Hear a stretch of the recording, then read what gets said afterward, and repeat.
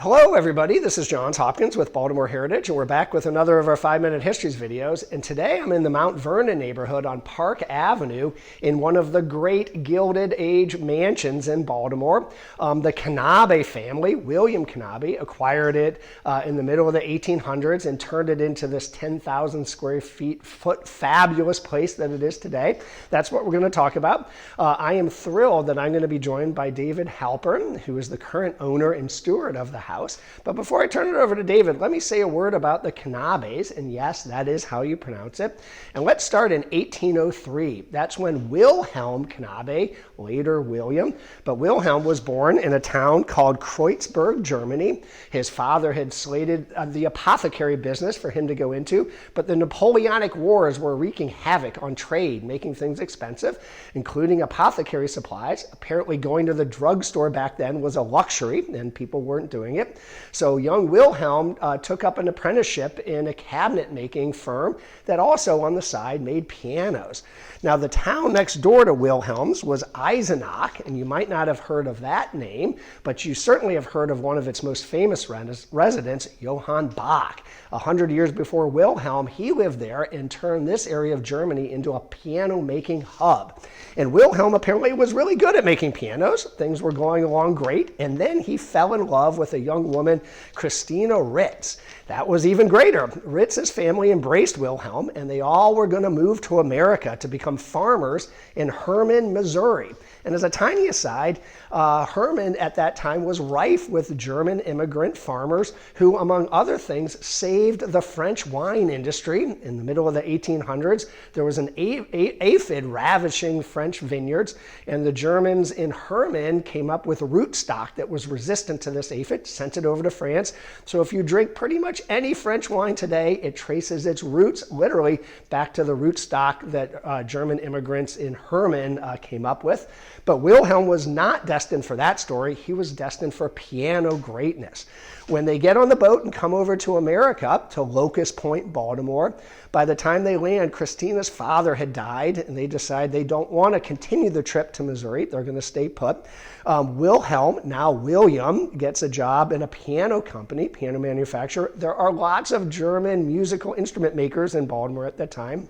And just a year later, he breaks off and forms his own company called Knabe and Gall. Hope I'm pronouncing that right.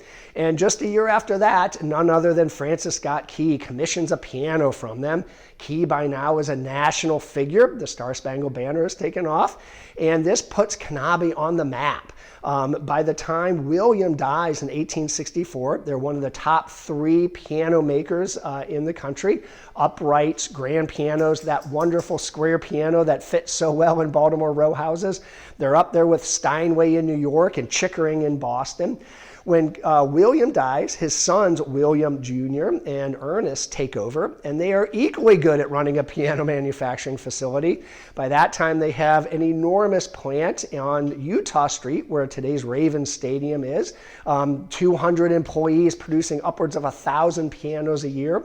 As a little aside, the manufacturing facility is no longer there, but there's a really neat sort of homage to them in a mosaic of grass and concrete in the back of the Ravens Stadium that looks like piano keys. It's really neat. Check it out sometime. They're doing really well making these pianos that, among other places, end up in Carnegie Hall on opening night, the brand new Carnegie Hall. Ilyich Tchaikovsky is the guest of honor, and he plays his festival coronation march there.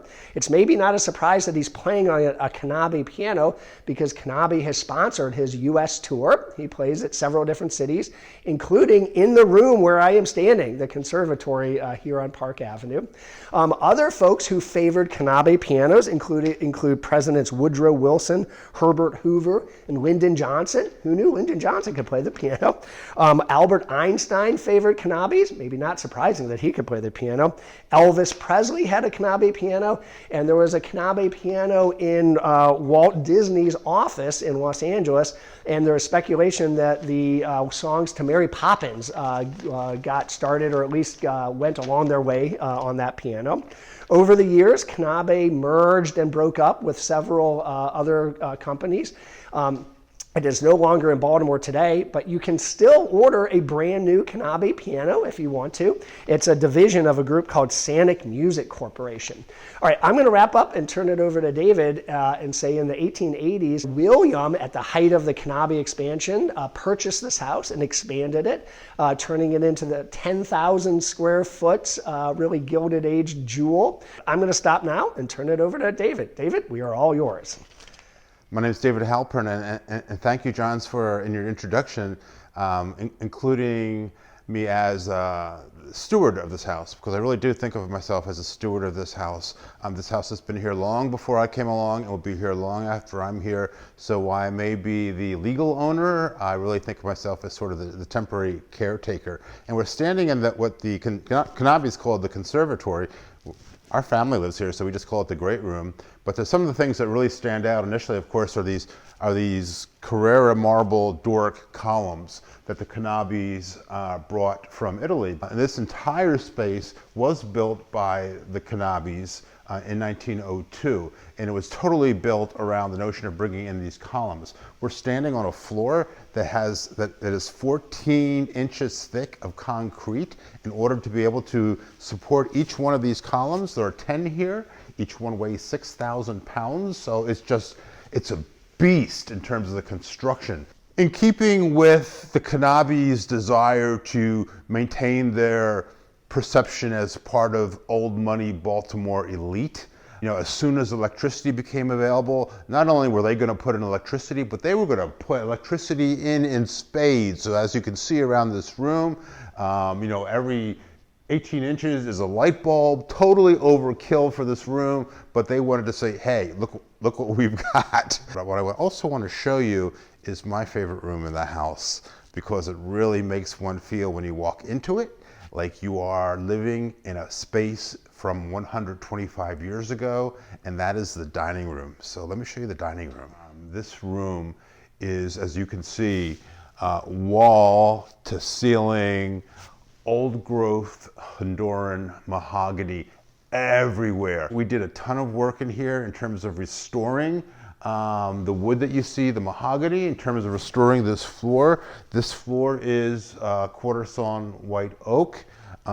It sort of mirrors the Crawford ceiling. And where do you get someone to restore a room like this? So I'm thinking, pianos. Okay, what's the most beautiful wood there is? It's like the surface of a Steinway piano, right? It's smooth like glass. So I found someone relatively local here in Maryland who, what he does for a living is restore the finishes of pianos. He spent weeks and weeks in here restoring what you see, the walls, the ceiling, to bring it back to its original condition. All of this wood you see, all of this old growth Honduran mahogany was put in by the Knabes. Who on the earth could get this quantity of old growth mahogany other than someone who builds pianos out of rosewood and mahogany? So it's uniquely a Knabe room.